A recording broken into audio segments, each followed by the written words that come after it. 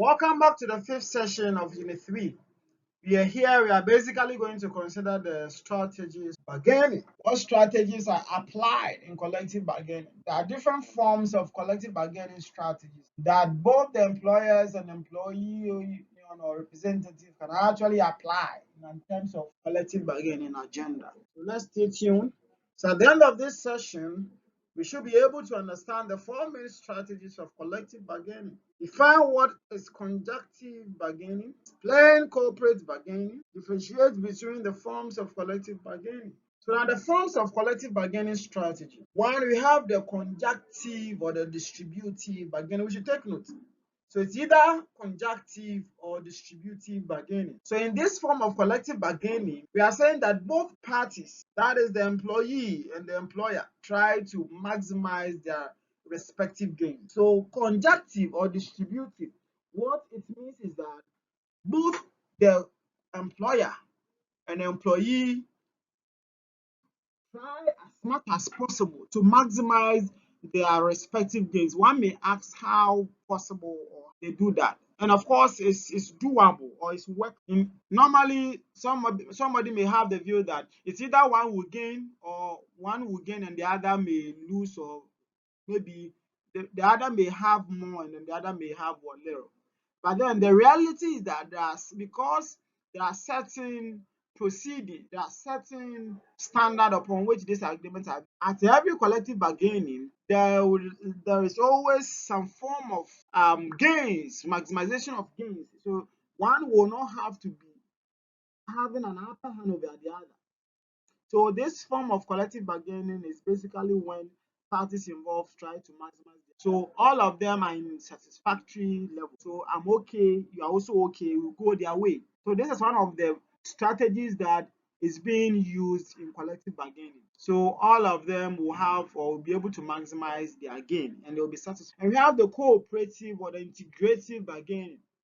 Both the employee and the employer sit together and try to resolve the problem of their common interest and reach to an amicable solution. So here, instead of trying to maximize each gain, so instead of each party trying to maximize their gains, here they try to be able to solve the issue amicably. So whatever issue that actually triggered that bargaining exercise or agenda, here we are not trying to maximize our both gains, but rather we are trying to resolve that particular issue. So for let's say that situation that the top level managers' salary has been increased, and that is why now employees or the labor union also want to agitate for more increase. So here the cooperative or integrative bargaining strategy, what they seek to do is that they try to resolve that issue amicably by trying to find solution to that particular problem. Then we have the productivity bargaining strategy. So this type of bargaining is done by the management, where the workers are given the incentives or the bonus for the increased productivity.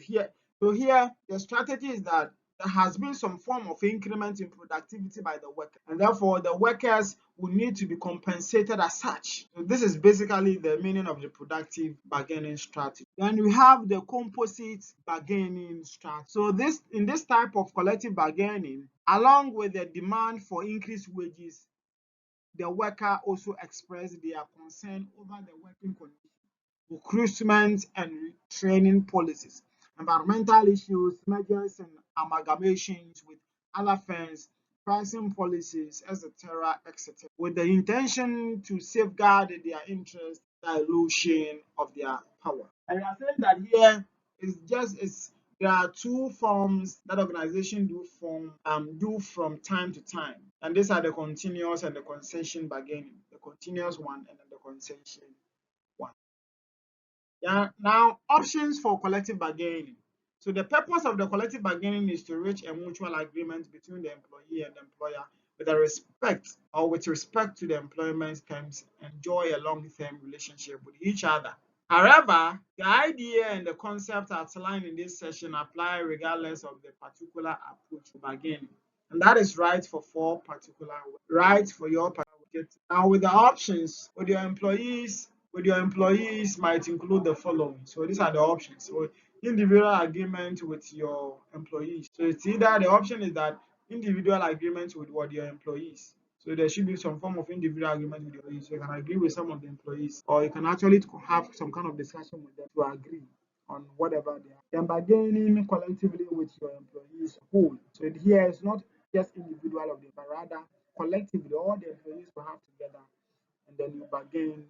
So here we are looking at when there is no collective bargaining, options that is available for. That is what we are trying to discuss here.